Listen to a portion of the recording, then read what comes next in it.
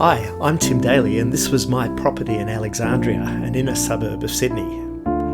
It was 21 years old and still owned by me as the original purchaser, who bought it off the plan as an investment property. It had 2 bedrooms, 2 bathrooms and 2 balconies.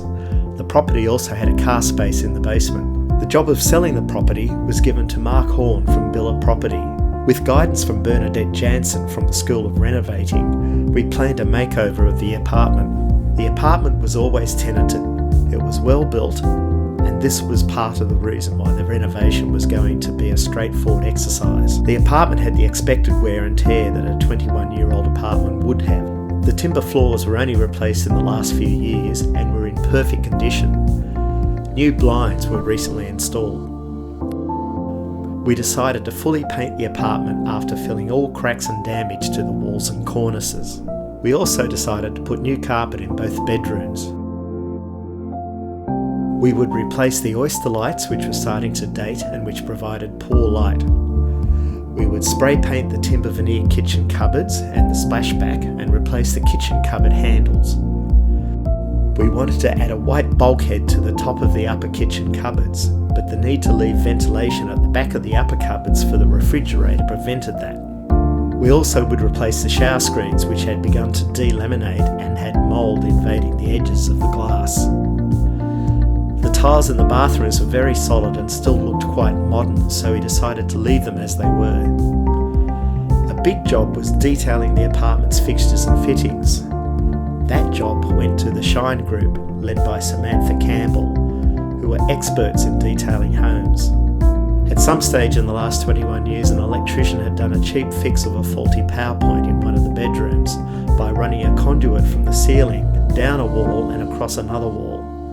We had 3 options to fix this: chase the conduit into the wall to hide it, remove it and get the power point on the other side of the room working properly again, or leave it in place and paint over it.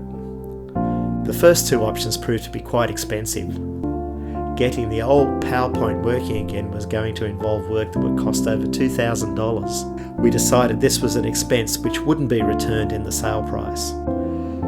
We painted over it and it was never commented on. We wanted to replace the yellowing cistern buttons and toilet seats, but in the end would not get a return at sale time. We considered replacing the electrical switch and socket cover plates. They were a Chinese brand and we couldn't source them. In the end, we just painted over them. We were lucky to find tradesmen who could work over the Christmas New Year holiday season. The painting happened quickly. The detailers did a fine job, and the spray coating of the kitchen tiles and cupboards along with the new handles really lifted the room. The new oyster lights were clean, simple and gave a bright light. We used bowerbird interiors for styling and decorating the apartment. It was the most expensive part of getting the property to presentation stage, but it worked a treat for the photos and open houses. The finished result was amazing. My only regret was that I was selling it. The total cost of the work was $17,500. It helped produce a result that was $110,000 over the reserve price.